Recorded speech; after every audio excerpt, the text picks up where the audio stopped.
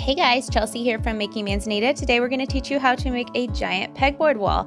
We are doing a makeover in our home office, and this is the wall that we're going to be transforming. We are using large 4x8 sheets of 1/2-inch plywood, and you can see here that we bought a pegboard panel, which is only $17 at Home Depot, and we're using this as a guide on where to make our marks. So we simply clamped the pegboard onto the plywood sheets and then marked every 6th hole because we want our spaces to be about 6 inches apart. And then you can see here I just used a Sharpie to make the marks on our plywood. You then want to start by drilling pilot holes on each of the marks. Now this drill guide definitely came in handy. For your pegboard, it's really important that the holes are drilled perfectly straight so that the dowels that go in the pegboard are nice and level. This simply attaches to your drill and gives you perfectly aligned holes every time you use it. It's really easy to use. You can see that when Logan was drilling the holes, he started by drilling very slowly. This is to prevent the wood from chipping out. And then once you get through that first or second layer of plywood, you can speed up a little bit.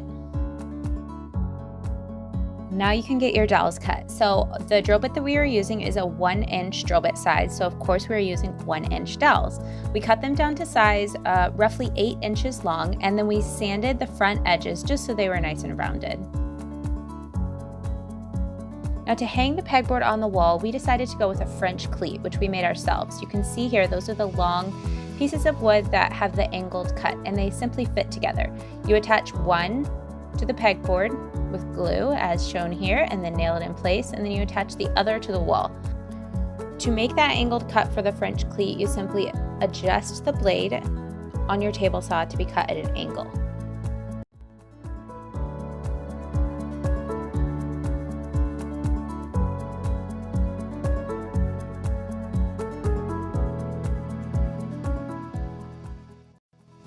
Now it's time to move inside. You can see that we've already attached one side of the French cleat to the wall. Be sure that you're nailing that into the studs when you hang that up. And then you just slide on the pegboard. All right, so we're making progress on our pegboard wall, and we wanted to show you guys a little mistake. Not necessarily a mistake, but just something that we learned that we thought we would share with you if you guys are attempting this. So when Logan was cutting these dowels down, he just very lightly sanded them so they were nice and smooth. And now that we've got them in, you can see over here a little better. Some of them are just sagging, and you can see here there's just a little give because they're just a tiny bit too small. So we went out and got an unsanded one, and it's like nice and tight and it does not sag at all, fits perfectly. So if you're attempting this, do not sand the dowels down. These are 1-inch dowels, and it's a 1-inch bit, so you need that like factory roughness on there. So don't sand them. Now you could totally just stop here and you have yourself a nice giant pegboard wall that's super fun, but I wanted to paint some fun shapes on ours. So on one side over here by the door, I'm doing a semicircle. To do that, I took a piece of string and taped it to the side of the plywood there in the middle, and then I tied the other end on the tip of a pencil and just hold the string taut to draw the line. I also wanted to do a big stripe across the top, so I just drew a level line and then used frog tape to tape that portion off. And then over here on the left, I wanted to do kind of an arch shape. So we used that same method of string before. And then with the frog tape, before you start painting, be sure to press it down. I use like a credit card or a gift card and just press it down really well so that the paint doesn't bleed underneath. So I'm all ready to start painting. You can see here all my lines are drawn and my areas are taped off. One other way that you can prevent paint from bleeding underneath the tape is to start with the edges like I've done here with an angled brush and paint towards the line rather than against that tape. Then you can just fill in the areas. I also used an angle brush to very carefully paint along the pencil lines. And I also did the same thing over here, and then just remove your tape as soon as you're done painting. Don't wait for it to dry, and try to remove it at a 45-degree angle like I'm doing here. This is a little closer look at that French cleat. And then you can just get your dowels in place, figure out where you want it based on what you're organizing on your pegboard wall. I kind of came up with the design. I used some shorter pegs where I was just hanging stuff, and then the longer pegs will have shelves on them.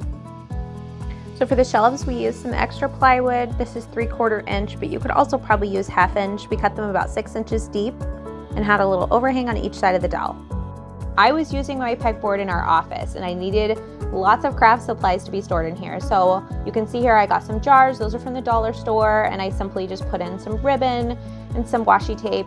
And then I got these crates at Walmart. They're perfect for organizing all my craft paint. So I just simply stacked them up on one of the shelves and then just put all my craft paint, and I put them facing out so I can see what colors they are. And it adds a nice pop of color to the wall as well. So then you can just organize all the stuff that you want to put on your pegboard wall. You can see mine is mostly focused on DIY and craft supplies because that's what I needed stored in here. I also was able to hang my weaving loom up there, and then I built some yarn storage with just some scrap leather. And then you can see these shelves are mostly just for some more craft supplies. I got those bins at Walmart as well. They're perfect for just kind of rounding up some items. And I just love how it turned out. I'm obsessed with it. I really think it adds a lot of visual interest. I love that I decided to paint shapes on it. I think it just makes it a little more unique than normal pegboard, and I love how it turns out. So if you guys want to see more of our office makeover, be sure to check out these other videos here, and hop on over to makingmansnita.com. We have tons of other DIYs and lots of home decor inspiration. Have a great day, guys.